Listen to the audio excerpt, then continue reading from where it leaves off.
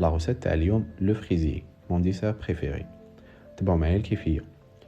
الحاجه الاولى نبداو بلو بسكوي، نسحقوا 4 بيض مع 80 غرام سكر ورشه ملح، نضربوهم مليح ونزيدوا عليهم 100 غرام فرينه ولا فاني، نخلطوه من الفوق للتحت ونديروه في بلاطو وندخلوه للفور على 180 درجه مده 10 دقائق.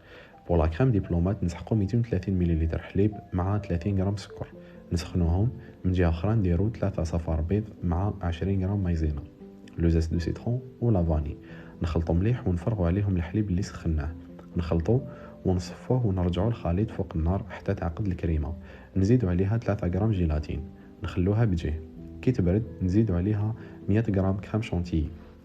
نجيب المول تاعي وندير لو بسكوي ونستف لي فراز، نشرب لو بسكوي مليح وندير الكريمه كيما راكم تشوفوا، ونزيد دي مورسو دو فراز في الوسط.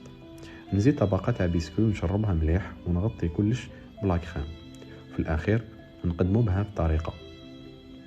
ان شاء الله تكون عجبتكم لا غوسيت تاع اليوم، وكالعاده ما تنساوش تخلوا لي كومونتير شباب وتبارطاجيوها مع اصحابكم.